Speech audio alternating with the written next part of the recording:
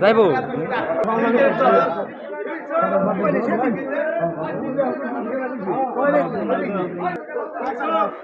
কোন জায়গা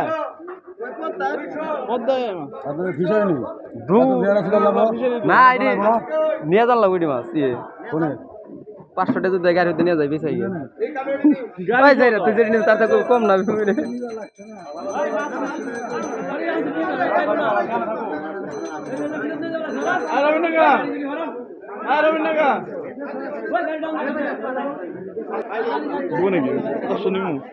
না 500 টাকা দিব নাকি তোরে